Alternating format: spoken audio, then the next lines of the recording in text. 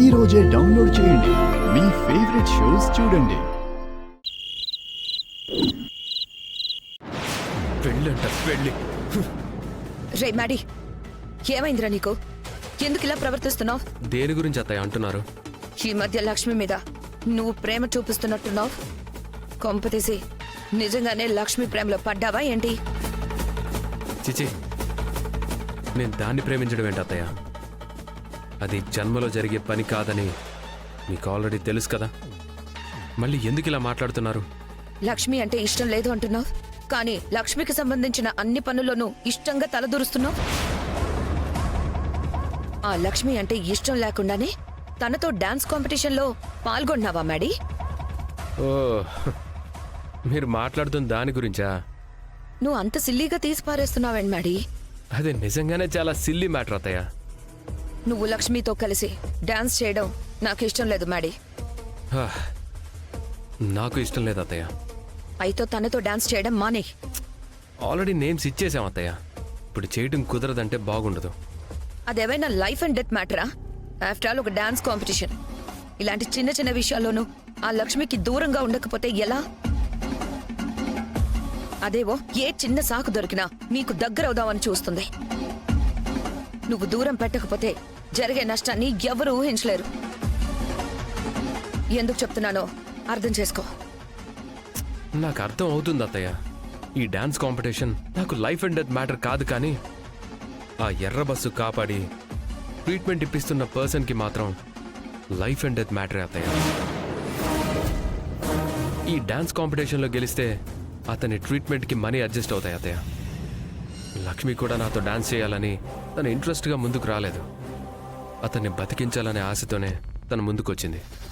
అయ్యో మాడీ, నువ్వు ఆ లక్ష్మి కలిసి బ్రతికించాలనుకుంటున్నది ఎవరినో కాదు, నన్ను మోసం చేసి పెళ్లి చేసుకున్న నా భర్తని, నీ మేనమామని. ఇప్పుడు మీరు అతన్ని బ్రతికిస్తే అది నా చావుకొస్తుంది. ఈ విషయం నీకెలా చెప్పాలో నాకు అర్థం కావడం లేదు. నువ్వే అర్థం చేసుకో మాడీ. మీరైతే వరి అవ్వాల్సిన అవసరం లేదు అత్తయ్య. ఇది జస్ట్ ఆయనకి సాయం చేయడం కోసం మాత్రమే. అతను ప్రాణాలతో తిరిగిస్తే నేను వర్రీ అవ్వక ఏమవ్వాలరా మాడీ? చేయి చాచి అడుగుతున్నా ఈ అత్తయ్యకి సాయం చేయట్లేదు, కానీ ఈ అత్తయ్య కొంప ముంచడానికి మాత్రం సాయం చేస్తున్నాడు. అత్తయ్య ప్రామిస్, నన్ను నమ్మండి. ఆ ఎర్ర బస్సుని ఎంత లిమిట్స్లో ఉంచాలో అంత లిమిట్స్లో ఉంచుతాను. నేను మీ మేనల్లుండి. మీ అంచనాలకి ఎప్పుడూ మించిపోను అత్తయ్య. ఒక మంచి పనిలో మీ మేనల్లుడు కూడా భాగస్వామి అవుతున్నందుకు మీరే గర్వపడతారు. చూస్తూ ఉండండి. నువ్వు నిజంగా నా మేనల్లుడివే అయితే ఈ డాన్స్ కాంపిటీషన్లో నువ్వు పార్టిసిపేట్ చేయకూడదు, అంతే. నా మాట మీద నీకు ఏమాత్రం గౌరవం ఉన్నా నా మాట విను. అత్తయ్య ప్లీజ్ నన్ను అర్థం చేసుకోండి. ఇప్పుడు కాంపిటీషన్లో నుంచి తప్పుకుంటే అందరూ మీ మేనల్లుండి లూజర్లా చూస్తారు, నవ్వుకుంటారు. మీ మేనల్లుండి ఎప్పుడు విన్నర్గా చూసే మీరు లూజర్గా చూడాలనుకుంటున్నారా? చెప్పండి. రేపొకే ఒక్కరోజు నన్ను వదిలేయండి. నెక్స్ట్ టైం నుంచి ఆ ఎర్ర బస్తో కలిసి ఏం చెయ్యాలన్నా మీకు చెప్పే చేస్తాను. మీరు ఒప్పుకుంటేనే చేస్తాను. ఓకేనా అత్తయ్య? అయితే డాన్స్ కాంపిటీషన్లో పార్టిసిపేట్ చేస్తాను అని అంటావు? తప్పదు అత్తయ్య. సరే, నీ ఇష్టం. ఈ అత్తయ్య మాటకి విలువ లేనప్పుడు ఇంకా మాట్లాడడం వేస్ట్. అత్తయ్య అత్తయ్య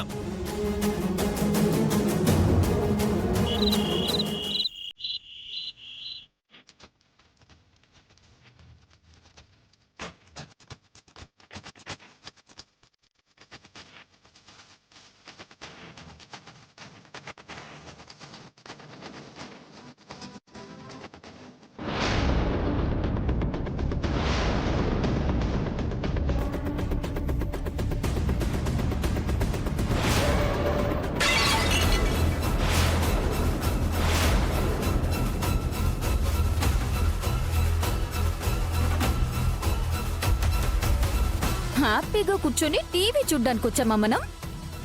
మనం వచ్చిన పనేంటి, మీరు చేస్తున్న పనేంటి? లాయర్ కి ఫోన్ చేయమని ఉదయం ఎప్పుడో చెప్పాను, ఇప్పటి వరకు నో రెస్పాన్స్. అసలు నీకు డివోర్స్ ఇచ్చే ఉద్దేశం ఉందా లేదా? మాట్లాడవేంటి? మాట్లాడు. కొంచెం గ్యాప్ ఇస్తే మాట్లాడతాను. అంటే ఏంటి? నేను చిన్న గ్యాప్ కూడా ఇవ్వకుండా లడ బాగుతున్నానన్నా మీ ఉద్దేశం? చచ్చా, నా ఉద్దేశం అది కాదండి. మరి అయినా అసలు నువ్వు లాయర్తో మాట్లాడావా?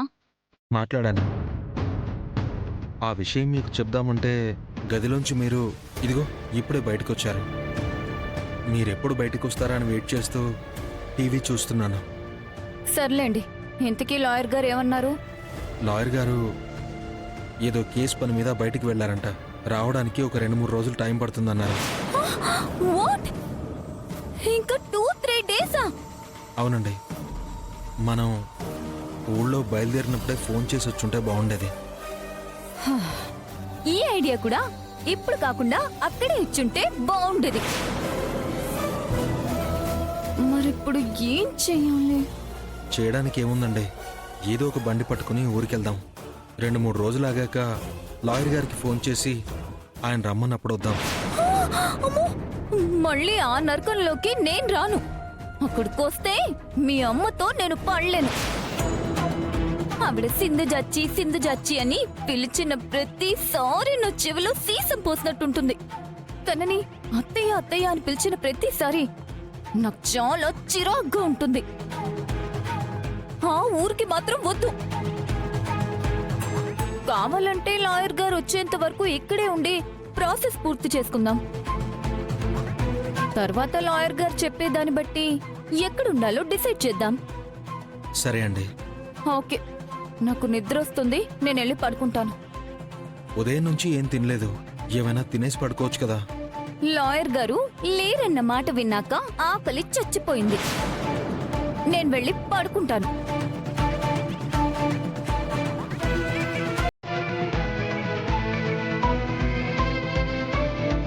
హలో, ఆగు. ఎక్కడికి? లోపలికి. ఇక్కడ మనం ఎక్కడ పడుకున్నాం, ఎలా పడుకున్నామని చూడ్డానికి మీ అమ్మ మీ చెల్లి లేరు. కాబట్టి మనకి నచ్చినట్టు మనం ఉండొచ్చు. నాకు బెడ్ లేకపోతే అస్సలు నిద్ర పట్టదు. నేను లోపల పడుకుంటాను, నువ్వు ఆ సోఫాలో అడ్జస్ట్ అవ్వు. Good night.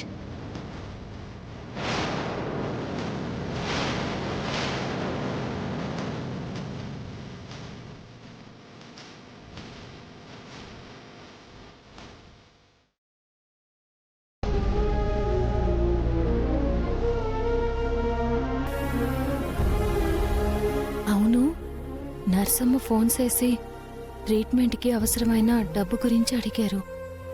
రేపు జరగబోయే డాన్స్ కాంపిటీషన్లో విన్ అయ్యి ట్రీట్మెంట్కి డబ్బు అడ్జస్ట్ చేసేస్తాం కాబట్టి నర్సమ్మకి ఫోన్ చేసి ఒక మాట చెప్పాలి.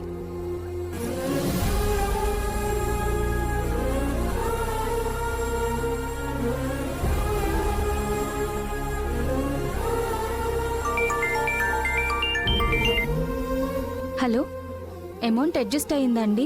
నర్సమ్మ, మీరు చెప్పిన డబ్బు రేపు సాయంత్రం లోపు అడ్జస్ట్ చేసేస్తాను. ఇంకా అడ్జస్ట్ అవ్వలేదా? ఆ, లేదు నర్సమ్మ, అలా అని అడ్జస్ట్ అవ్వదని కాదు, 100% అడ్జస్ట్ అయిపోతుంది. డాక్టర్ గారికి ఒక మాట చెప్పండి. రేపు సాయంత్రం కల్లా అడ్జస్ట్ అవుతుందా అండి? రేపు మా కాలేజీలో డాన్స్ కాంపిటీషన్ ఉంది. ఆ కాంపిటీషన్లో విన్ అయితే చాలా పెద్ద మొత్తంలో ప్రైజ్ మనీ వస్తుంది. ఆ మనీ అతని ట్రీట్మెంట్కి సరిపోతుంది నర్సమ్మ. ఏంటండి మీరు అనేది? డాన్స్ కాంపిటీషన్లో పాల్గొని దాంట్లో మీరు గెలిచి ఆ తర్వాత అమౌంట్ తీసుకొస్తారా? అవును నర్సమ్మ. అందులో మీరే గెలుస్తారని గ్యారెంటీ ఏంటండి? తప్పకుండా నానే గెలుస్తాను నర్సమ్మ. అతని ప్రాణాలు కాపాడడానికి నా ప్రాణం పణంగా పెట్టైనా డాన్స్ చేస్తాను. మీరు నమ్మండి, నాను ఎలా అయినా రేపు సాయంత్రం లోపు మీకు డబ్బు అందేలా చేస్తాను. సరే అండి. రేపు సాయంత్రం కల్లా అమౌంట్ అడ్జస్ట్ అవ్వకపోతే పేషెంట్ని మళ్ళీ అదే హాస్పిటల్కి షిఫ్ట్ చేస్తాం. ఆ తర్వాత మీ ఇష్టం. అలాగే నర్సమ్మ.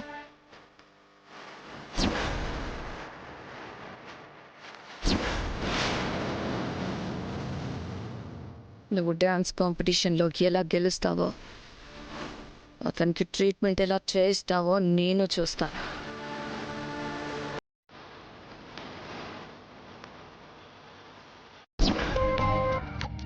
చెప్పండి. ఏం చేస్తున్నావు త్రిష?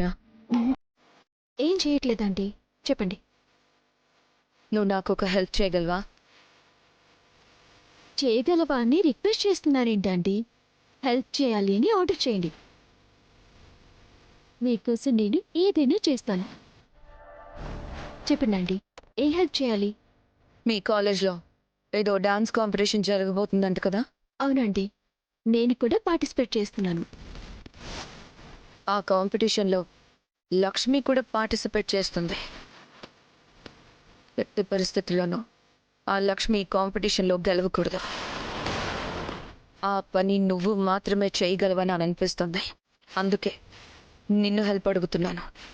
మీరు అడుగుతోంది హెల్ప్ కాదండి, నా రెస్పాన్సిబిలిటీని నాకు గుర్తు చేశారు అంతే. రెస్పాన్సిబిలిటీయా? ఏం మాట్లాడుతుంది? శ్రీముఖలింగం వచ్చినప్పుడు నన్ను చాలా విషయాల్లో చాలాసార్లు బోధించిందండి.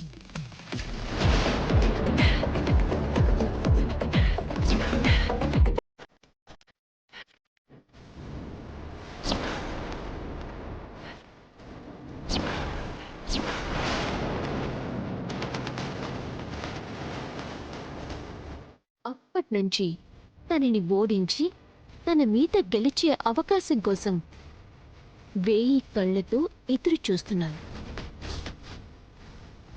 ఆ అవకాశం రేపు జరగబోయే డాన్స్ కాంపిటీషన్లో వస్తుంది. ఖచ్చితంగా లక్ష్మిని ఓడించి తీరుతానండి. మీరు కూడా నన్ను ఫస్ట్ టైం హెల్ప్ అడిగారు కాబట్టి తన ఓటమిని మీకు గిఫ్ట్గా ఇస్తాను. Thank you Trisha. పర్లేదండి. నువ్వు చేసే ఈ సాయాన్ని గుర్తుపెట్టుకుంటాను. ఏదో ఒక రూపంలో మళ్ళీ తిరిగి చేస్తాను. ఏదో ఒక రూపంలో కాదండి, మ్యాడీ రూపంలో తిరిగి ఉండి చాలు. మ్యాడీని పెళ్లి చేసుకోవటంలో ఖచ్చితంగా మీ హెల్ప్ కావాల్సి వస్తుంది. అప్పుడు అడుగుతాను. సరే త్రిష, రేపు దాని ఓటమిని చూడ్డానికి ఎదురు చూస్తూ ఉంటాను. సరే ఆంటీ, రేపు మాత్రం మిమ్మల్ని డిసప్పాయింట్ చేయను. బాయ్ త్రిష. బాయ్ అండి.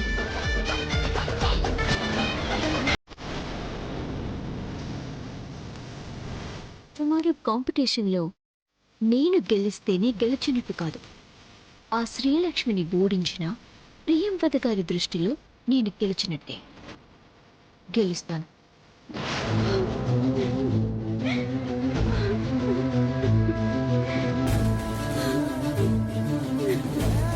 ఐషు,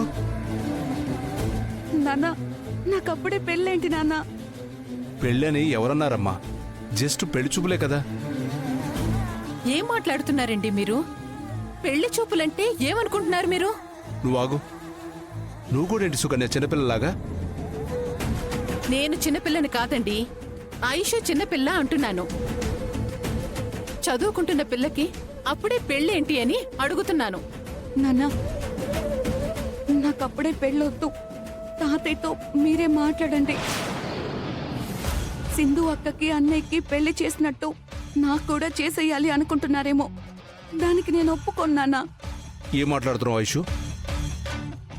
తాతయ్య గురించి నీకు తెలీదా? చెప్పు. తాతయ్య నిర్ణయం తీసుకున్నారంటే అది అయిపోయినట్టే. ఇక దాని గురించి ఆలోచించడం వేస్ట్. అంటే ఏంటి నాన్న? ఇప్పుడు నేను పెళ్లి కూతుర్లా రెడీ అయిపోయి పెళ్లి చూపుల్లో కూర్చోవాలా? అవును. సారీ నాన్న, నా గురించి తాతయ్య ఆలోచించకపోయినా మీరు ఆలోచిస్తారేమో అనుకున్నాను. కానీ మీరు కూడా తాతయ్యలాగే ఆలోచిస్తున్నప్పుడు నా గురించి నేనే ఆలోచించుకుంటాను. ఐషు, ఆయిషా చెప్పిన దాంట్లో తప్పే ఉందండి. కూతురి భవిష్యత్తు గురించి ఆలోచించకుండా మావయ్య గారి మాట గురించి ఆలోచిస్తున్నారు. అవును. నాన్నగారి మాటల్లో నా కూతురు భవిష్యత్తు కనిపిస్తుంది కాబట్టి నాన్నగారి నిర్ణయం గురించి ఆలోచిస్తున్నాను. కూతుర్ని కోటలో యువరాణిలా పెంచడం ముఖ్యం కాదు. యువరాజు లాంటి వాడిని చూసి పెళ్లి చేయడం కూడా ముఖ్యమే సుకన్య. నాన్నగారు చూసిన సంబంధం అలాంటిదే, మంచి సంబంధం. పోతే మళ్ళీ రాదు. సింధు పెళ్లికి ముందు, మధుసూదన్ పెళ్లికి ముందు కూడా అందరూ ఇలాగే ఆలోచించాం. కానీ ఇప్పుడు వాళ్ళు సంతోషంగానే ఉన్నారు. రేపు నువ్వు కూడా అంతే ఐషు, హ్యాపీగా ఉంటావు. నన్ను నమ్ము. అన్నయ్య అక్క హ్యాపీగా ఉన్నారని మీరనుకుంటున్నారు, కానీ నిజానికి వాళ్ళు హ్యాపీగా లేరు నాన్న. కానీ ఇప్పుడు ఈ పెళ్లికి ఒప్పుకుంటే రేపు నేను కూడా హ్యాపీగా ఉండలేను నాన్న. అందుకే చావునైనా చూస్తాను కానీ ఈ పెళ్లికి మాత్రం ఒప్పుకోను. అది కాదండి, మావయ్య గారు చూసిన సంబంధమే చేద్దాం, కానీ ఇప్పుడు కాదు. ఐషు మంచిగా చదువుకొని మంచి ఉద్యోగం సంపాదించిన తర్వాత చేద్దాం. అప్పటి వరకు సుకన్య, నాన్నగారు ఆల్రెడీ డెసిషన్ తీసుకున్నారు. నీకు తెలుసు కదా, ఆయన నిర్ణయం తీసుకున్నాక మళ్ళీ వెనక్కి తీసుకోరు. నాన్నగారి నిర్ణయాన్ని నేను గౌరవిస్తున్నాను, మీరు కూడా గౌరవించాలి. నానా నానా ఏమండి? నానా, అమ్మా నాకిప్పుడే పెళ్ళొద్దమ్మా.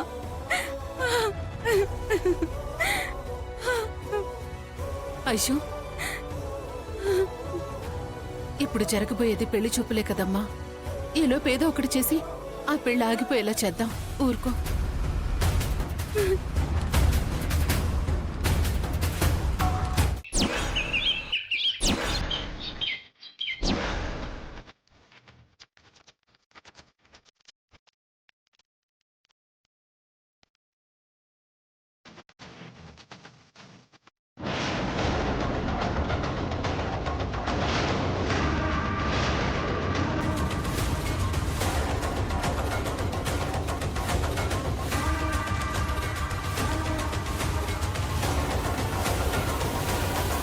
సీనియర్, టైం వేస్ట్ చేయకుండా డాన్స్ ప్రాక్టీస్ చేద్దాం. యా. మధుబాబు, మనం కూడా ప్రాక్టీస్ చేద్దాం. సాంగ్ ప్లే చేయి. సాంగ్ ప్లే చేయి.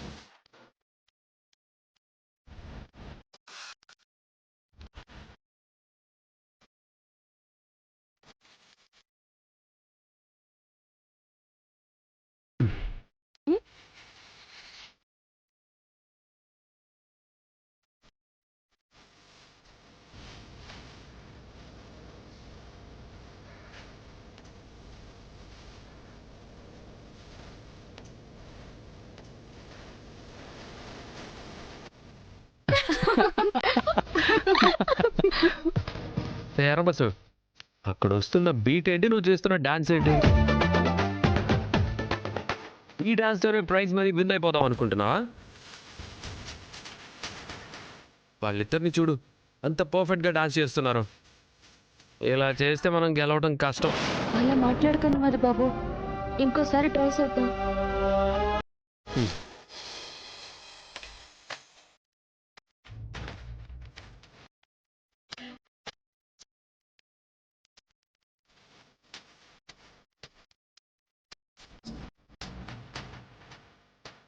వాళ్ళు డాన్స్ చేశారు కదా, వాళ్ళు మనకి పోటీయే కాదు, పక్కాగా మనమే విన్ అయిపోతాం.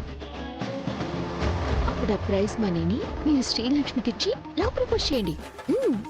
ఓకే త్రిష, నేను వెళ్ళి రెడీ అవుతాను, నువ్వు కూడా రెడీ అవ్వు. ఫస్ట్ మనమే పెర్ఫామ్ చేయాల్సి ఉంటుంది. Okay senior.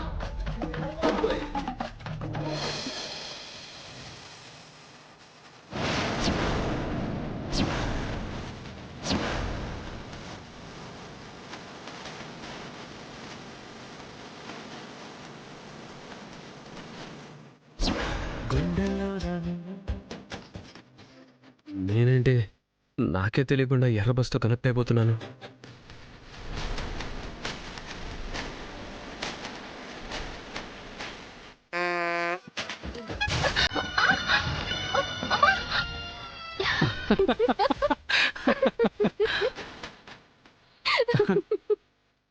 ఏమైంది మధుబాబు, అలా ఒగ్గేశారు? చెయ్యవండి, లేపండి.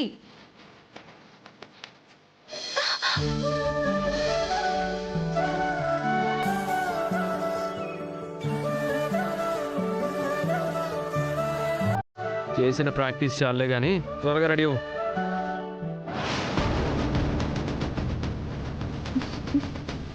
హలో, కాంపిటీషన్లో కూడా నీ సిచ్యువేషన్ ఇదే శ్రీలక్ష్మి. నీకు తెలిసిన ఈ గుప్పు గంతులతోనే నాతో పోటీపడి గెలవాలనుకుంటున్నావంటే నీ కాన్ఫిడెన్స్ ఏంటో నాకు అర్థం కావట్లేదు.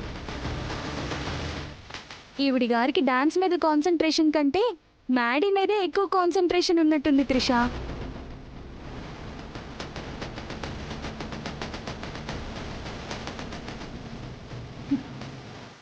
మ్యాడీ మీద ఎవరికెంత కాన్సన్ట్రేషన్ ఉంటే ఏంటి, మ్యాడీకి ఉండాలి కదా. ఏంటి త్రిష, నాతో ఎక్కడ ఓడిపోతానోనని భయపడుతున్నావా? నా కాన్ఫిడెన్స్ ని దెబ్బతీయాలనుకుంటున్నావా?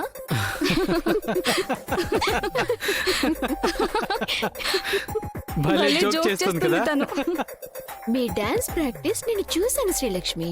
మీ ఇద్దరి మధ్య కోఆర్డినేషన్ లేదు, మీ స్టెప్స్ లో పర్ఫెక్షన్ లేదు, ఒక రిథం లేదు, ఒక స్వాగ్ లేదు, టోటల్ గా అసలు డాన్సే లేదు.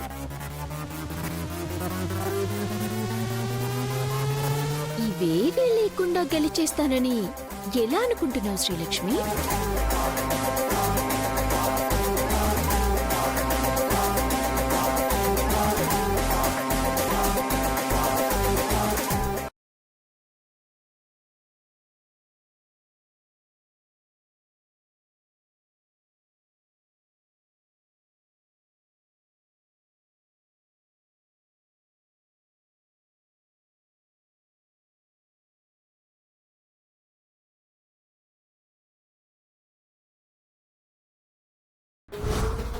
హాయ్ హలో ఎవరీబడి, మా జోడీని చూస్తేనే మీకు అర్థమైపోయి ఉంటుంది ఇది సూపర్ జోడీ సెట్ అని.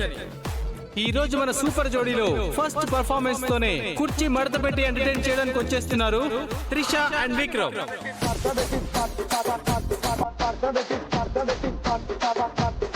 నెక్స్ట్ జోడీ శ్రీలక్ష్మి అండ్ మ్యాడీ.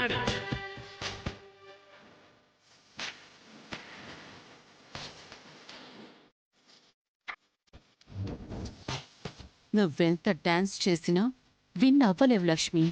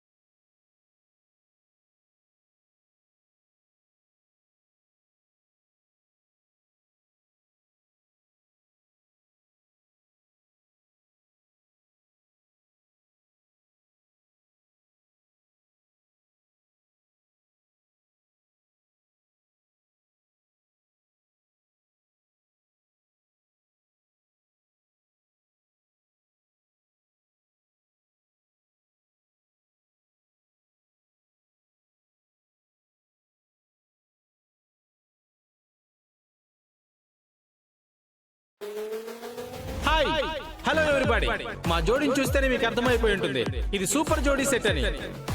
ఈ రోజు మన సూపర్ జోడీలో ఫస్ట్ పర్ఫార్మెన్స్ తోనే కుర్చీ మడత పెట్టి ఎంటర్టైన్ చేయడానికి వచ్చేస్తున్నారు త్రిష అండ్ విక్రమ్.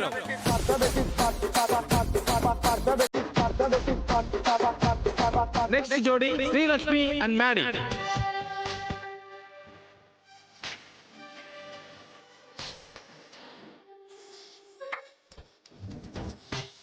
నువ్వెంత డాన్స్ చేసినా విన్ అవ్వలేవు లక్ష్మి.